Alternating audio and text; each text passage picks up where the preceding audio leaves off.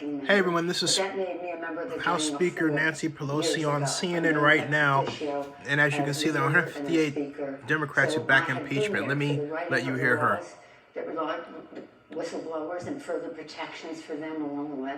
I was there to be part of writing the bill to establish the Office of the Director of National Intelligence. That's only since 2004.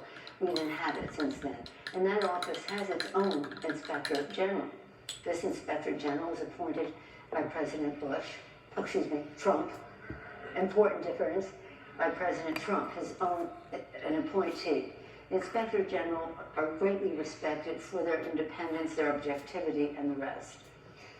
And by law, when a complaint comes from a whistleblower, the Inspector General has 14 days to investigate, and then the Director of National Intelligence has 7 days to report it to the intelligence committees of the Congress. That is the law. It says shall.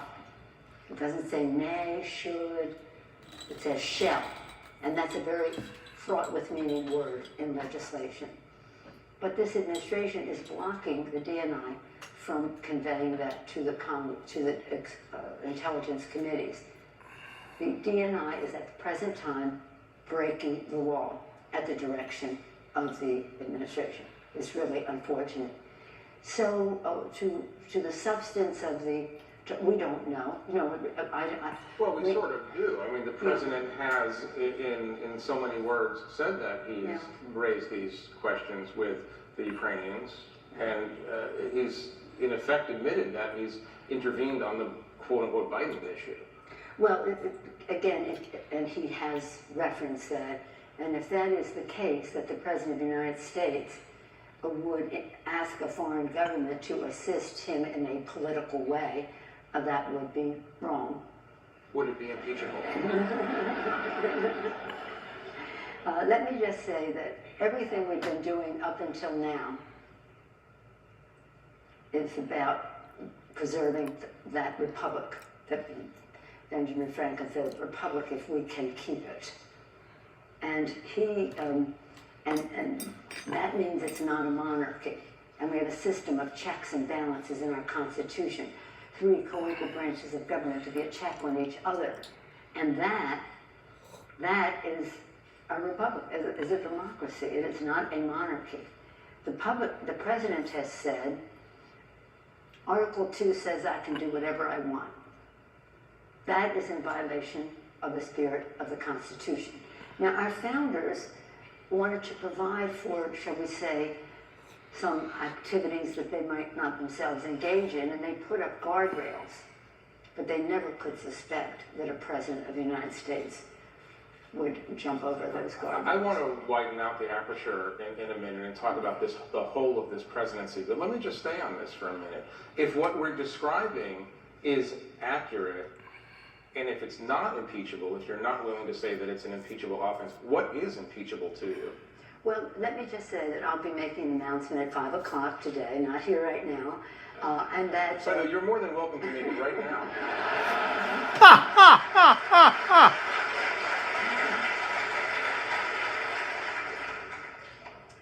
It's really sad to think that a president would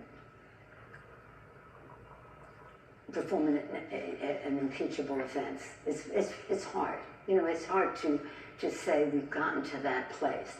But what would be an impeachable offense would be that which is proven in an investigation. Right. And we have to have an investigation. Calling for, convening a select committee on an impeachment is the beginning of a process, the beginning of a discovery process, not the end. So you don't have to have enough proof to convict at the outset of the process. And my question, I guess, is... Well, you said it's an impeachable offense, and that is a verdict.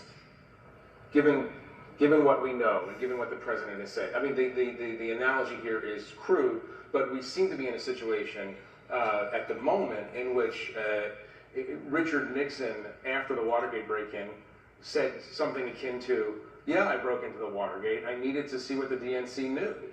I mean, Donald Trump says out loud what most people say to themselves. I mean, and so I'm not going to believe this forever, No, I but think you are. no.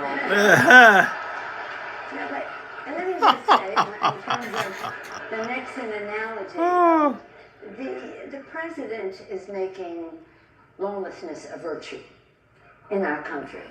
And that call, he sort of is trying to exploit it.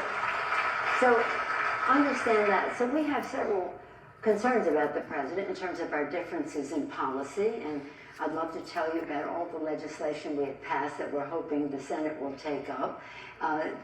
Starting with gun violence tomorrow, we have a big Wear Black tomorrow, gun violence activities on Capitol Hill and beyond and around the country. So we have some differences in terms of policy. You might want to know the president called me this morning about gun violence. He said that we were getting close to a solution. Open parenthetical. What is that call like on a day like today? Somebody said to me last night, they said, give us a surreal moment about the president and your conversations with him. I said, it's more like it's always surreal. Give you a normal moment. Was this a relatively normal call? Yeah, well, he called to talk about gun violence, and then it segued into other things. Can you give us an indication of what those other things are? Not right now. But I was concerned, just in terms of being global, that the president said, I have to get off the phone now because I'm going to go speak at the United Nations. And it's great. I mean, it's great here. It's great. So I didn't have a chance to listen to his speech. I was too busy so that I could have time to come here. But he said that he called upon the countries to reject globalism and embrace nationalism. Really? Really? So again, we have some serious policy differences, and in terms of multilateralism and who we are as a country. I'll tell you a story about me. When I was a young girl, I was a student, and I went to President Kennedy's inauguration. It was freezing cold. It was so fast. It was much smaller on the east side of the Capitol, not the west side of the Capitol. I was a student at the time. And everybody in the world, and all of you are too young, but you read it in the history books, knows that President Kennedy said to the citizens of America, ask not what America can do for you, but what you can do for your country, right? Everybody knows that? The very next sentence in the speech is what struck me, because I'm a student of political science and international relations. The very next sentence he said, to the citizens of the world, ask not what America can do for you, but what we can do working together for the freedom of mankind. Freedom. Freedom.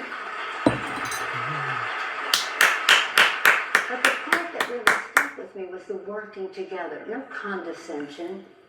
It was working together. Not what we do for you, but what we do together. And that multilateralism has been a source of our strength. So when I see the president's call for rejecting globalism and embracing nationalism, when I see him questioning our involvement in Article 5 of NATO and the rest, and I see his actions vis-a-vis Afghanistan, we went in together multilaterally, but he's coming out unilaterally, then you see why there's some cause for questioning among some of our allies. There's Did I a change bit the of subject sufficiently? Beforehand, she said she only wanted to discuss the cello, actually, so this is already a victory. But there is, according to what we're getting on the screen, there's a little bit of what you might call now a breaking tweet from the president, who says that tomorrow they will release a transcript of the Zelensky call. Yeah. So my question to you is, if you see that transcript and it is more benign than we've been led to believe, do you think that your caucus might stand down a little bit, or do you think that the caucus is at a boil right now? I mean, you're going to find out. No, it's not about that. This is about the Constitution of the United States, and we have many other, shall we say, candidates for impeachable offense in terms of the Constitution of the United States. But this one is the most understandable by the public. And it's really important to know this. There is no requirement there be a quid pro quo in the conversation. if the president brings up, he wants them to investigate something, that's of his political opponent. That is self-evident that it is not right. We don't ask foreign governments to help us in our elections. That's what we try to stop with Russia. It's wrong. So it's not only about how to make decisions about our foreign policy and our global security, it's about undermining the integrity of our election, A. B, I don't think there's I don't know, I don't think there's a grasp on the part of this administration that the quid pro quo is not essential to an impeachable offense. But if you have sequencing, like a couple of days before, the president withdrew the bipartisan support for Ukraine, bipartisan enthusiastic support for Ukraine. A few days earlier, he withdraws it, then makes this statement. President's words weigh tons, and just bringing up the election is bad enough. That there would be a quid pro quo isn't necessarily in the conversation, but in the sequencing. So this is not a good thing for a democracy, for the leader of the free world to be talking like that. And I don't even know if there are any scruples involved. That's why I say they think lawlessness is a virtue, and now they want to export it to another country. If I may, it sounds as if you believe that this is a very, very serious offense. Now, let's just put it this way. I accepted this invitation a while back. I'm just noting as an observer of this Hey folks, at the Atlantic Festival, this is on CNN. Subscribe to Zenny62 for more on this, and bookmark oaklandnewsnow.com and Zenny62.com.